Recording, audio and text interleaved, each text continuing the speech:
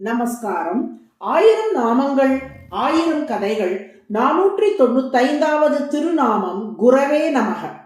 495வது திருநாமம் முதல் 500வது திருநாமம் வரை ஹயக்ரீவ அவதாரத்தின் பெருமைகள். தன் உந்தி தாமரையில் பிரம்மாவை படைத்த திருமால் அவரை படைப்பு கடவுள் என்னும் ஸ்தானத்திலே அமர்த்தினார். ஆனால் அந்த பிரம்மாவுக்கு தானே படைப்பு கடவுள் என்ற ஒரு கர்வம் ஏற்பட்டது. நாம் வேதம் வல்லவர், நம்மை விஞ்சியவர் யாரும் இலர் என்று கருதினார் பிரம்மா.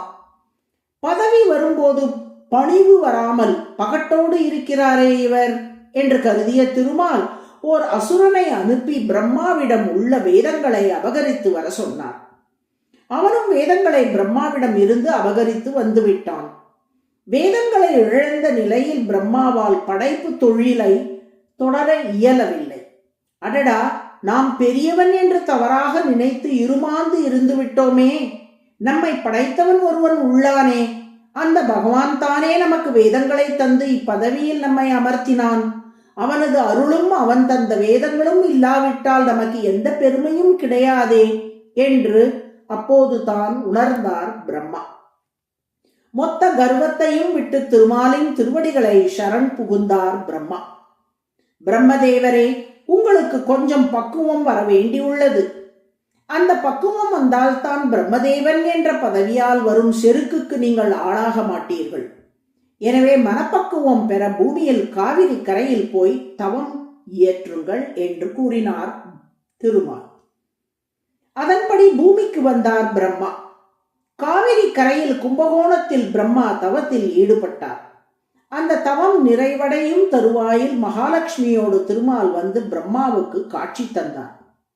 பிரம்மனே, உங்களுக்கு இப்போது நல்ல மனப்பக்குவம் வந்துவிட்டது. இனி நீங்கள் உங்கள் பணிகளை பணிவோடு தொடர்வீர்கள். நானே உங்களுக்கு வேதங்களை உபதேசிக்கிறேன். இந்த வேதங்கள் உங்களை விட்டு நீங்காமல் எப்போதும் இருக்கும்.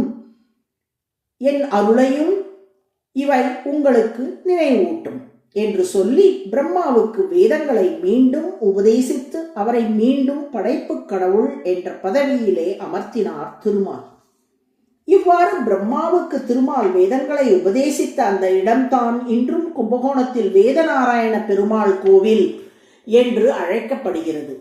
வேதநாராயணனாக திருமால் காட்சி தருகிறார்.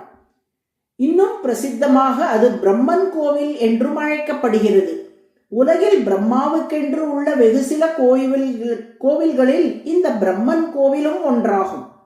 அக்ஷய திருத்தியை அன்று கும்பகோணம் பெரிய கடை தெருவில் நடைபெறும் 12 கருட சேவை வைபவத்தில் முன்வரிசையில் இந்த வேதநாராயண பெருமாள் எழுந்தருளுவது வழக்கம்.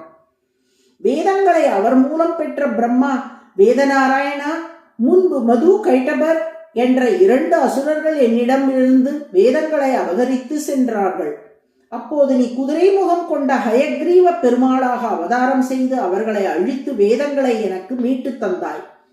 இப்போது எனது கர்வத்தின் காரணமாக நான் வேதங்களை இழந்த போதும் மீண்டும் நீயே வேதநாராயணனாக வந்து அவற்றை அடியேனுக்கு உபதேசித்து மீட்டு தந்து விட்டாய். உன்னை என் சொல்லி வாழ்த்துவேன் என்று துதித்தார்.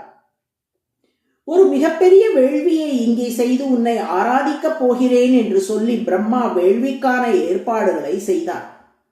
வேள்விக்கு உதவியாக ஒரு நீர்நிலை இருந்தால் நன்றாக இருக்குமே என்று பிரம்மா நினைக்க, திருமால் இங்கே ஒரு நதி உருவாகட்டும் என்று சொல்லி தன் கதையால் நிலத்தை கீற ஓர் ஆறு தோன்றியது. அரியன் சொல்லால் உருவான அந்த ஆறு அரிசொல் ஆறு என்று பெயர் பெற்றது. அதுதான் அரசலாறு என்று இன்றும் அழைக்கப்படுகிறது. அதன் பின் அந்நீரை கொண்டு வேள்வி செய்து திருமாலை ஆராதித்தார் பிரம்மா. இப்படி பிரம்மா உள்ளிட்ட தேவர்களுக்கெல்லாம் குருவாக இருந்து வேதங்களை உபதேசிப்பதால் ஹயக்ரீவ பெருமாள் குருஹு என்று அழைக்கப்படுகிறார். அதுவே சஹஸ்ரநாமத்தின் 495வது திருநாமம். குரவே நமக என தினமும் சொல்லி வரும் அன்பர்களுக்கு நல்ல ஞானத்தை திருமால் அருளுவார். நாராயண நாராயண.